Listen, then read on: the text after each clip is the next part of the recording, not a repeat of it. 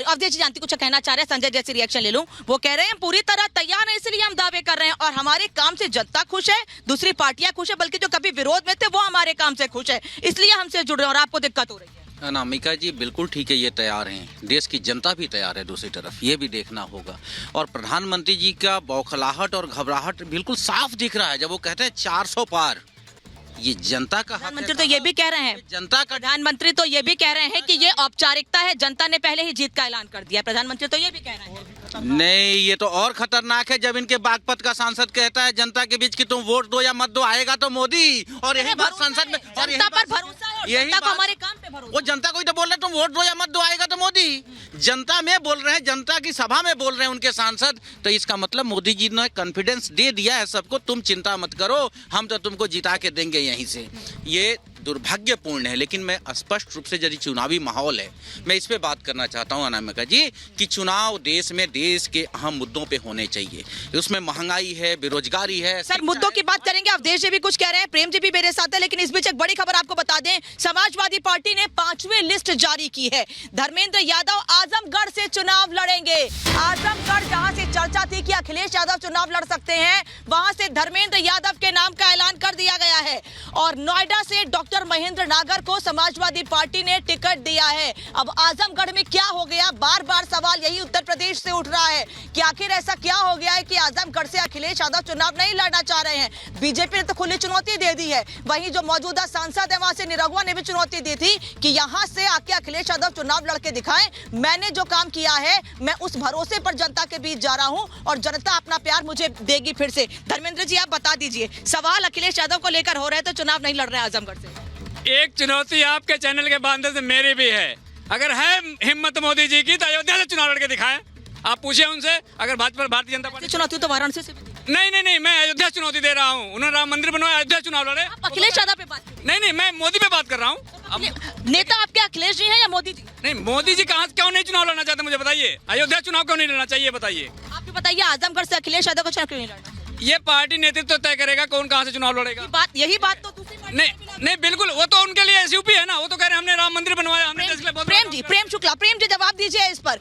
मैं सवाल पूछ रही हूँ अखिलेश यादव पर, लेकिन यहाँ जो समाजवादी पार्टी के प्रवक्ता वो कह रहे हैं प्रधानमंत्री अयोध्या से चुनाव लड़े।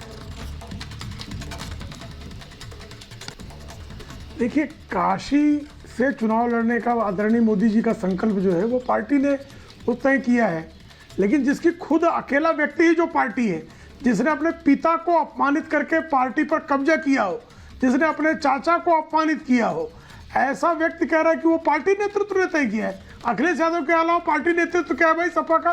भारतीय जनता पार्टी का तो पार्लियामेंट्री बोर्ड है, भारतीय जनता पार्टी की तो सेंट्रल इलेक्शन कमेटी की मीटिंग होती है, समाजवादी पार्टी की आपने पार्लियामेंट्री बोर्ड देखी है मीटिंग होते हुए? उनकी सेंट्रल इलेक्शन कमेटी की मीटिंग कब हुई, जरा तिथि बता दें। भारतीय जनता पार्टी की सेंट्रल इलेक्शन कमेटी की मीटिंग जो है, तिथि जिस दिन तय होती है, जिस दिन बैठक होती है, जिस दिन सूची जारी होती है, सब चीजें जो है टेलीविजन पर पारदर्शी ढंग से दिखाई देती हैं। समाजवादी पार्टी में भी कभी दिखाई दी है? कौन है पार्लियामेंट्री बोर्ड में इनके, जरा पूछ लीजिए। सेंट्रल इलेक्शन कमेटी में इनका सदस्य कौन है, जरा पूछ लीजिए। तो जब एक व्यक्ति की पार्टी हो, जो है अखिलेश अपनी पत्नी को टिकट दे दे, अपने भाई को टिकट दे दे, अपने चाचा को टिकट दे दे, अपने भतीजे को टिकट दे दे, और जो है उसके बाद कह दे कि ये नेतृत्व है वो तय करेगा। क्या बात करते हैं भाई? यहाँ तो भारतीय जनता पार्टी में संवैधानिक लोकतंत्र है, उसके अनुकूल निर्णय होते हैं। और अयोध्या क्या, सारी की सारी सीटों पर मोदी जी के नाम पर ही वोट मांगे जा रहे हैं। बिल्कुल ठीक बात, सारी की सारी सीटों पर मोदी जी के नाम पर वोट मांगे जा रहे हैं। दुष्यंत जी, फिर मैं रतीन सर। देखिए, बिल्कुल मोदी जी के नाम पे मांगे जा रहे हैं, लेकिन लोकतंत्र को तो कमजोर किया जा रहा है। प्रेम जी को आप सुन नहीं पा रहे हैं, प्रेम जी की जवाब सुना बता दूं आपको। प्रेम जी कह रहे हैं कि पूरे देश भर में वो मोदी जी के नाम पर ही भारतीय जनता पार्टी जनता के बीच जा रही है, क्योंकि उन्होंने काम किया है और जनता उन पर भरोसा करती है, वो ये कह रहे हैं। लेकिन समाजवादी पार्टी में, कांग्रेस में परिवारवाद, वहां नेतृत्व है ही नहीं। परिवारवाद कहाँ है? डॉक्टर महेंद्र नागर को टिकट दिया है समाजवादी पार्टी ने नोएडा से, गौतम बुद्ध नगर से।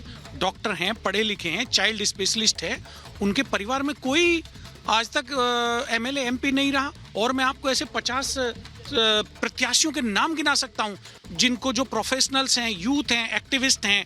भानु प्रताप जी को समाजवादी पार्टी ने मेरठ से टिकट दिया है, जो एक देश के जाने माने एक्टिविस्ट हैं।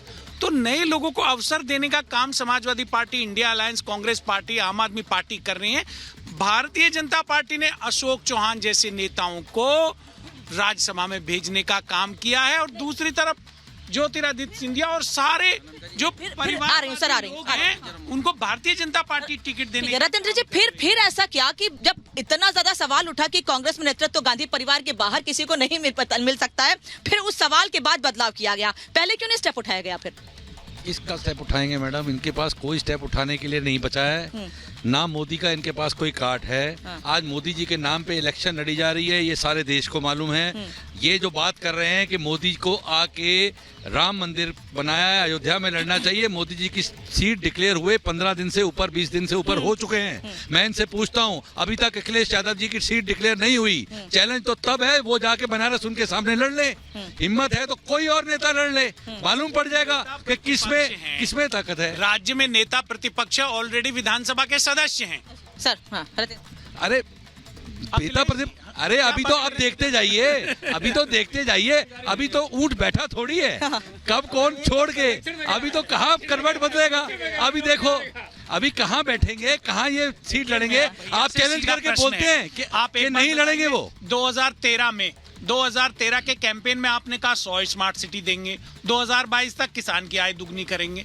अरे भाई, कहाँ नौकरी नहीं, कुछ नहीं, काला धन विदेश में बढ़ गया, जिसको आपने लाने की बात करी थी। देश में इलेक्टोरल बॉन्ड्स के ऊपर नया बवेला कट रहा है। ऐसी खबरें आ रही है कि एक कंपनी, वो तो दुष्यंत जी, वो तो 300 करोड़ रुपया सालाना घाटा, दुष्यंत जी, वो तो 330 करोड़ रुपया चंदा देती है।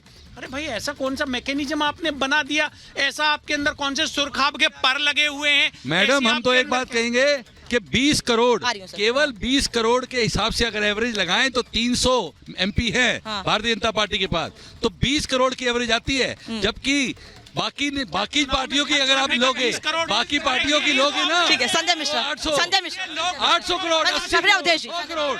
सर, एक एक करके खर्चा नहीं कर रहे, इलेक्ट्रॉल की बात कर रहे हैं, इलेक्ट्रॉल में बता रहे हैं। नहीं है आपके पास सर, रुक जाइए, मैं संजय जी से। बहुत सीरियस डिबेट है, क्योंकि चुनाव का मामला है।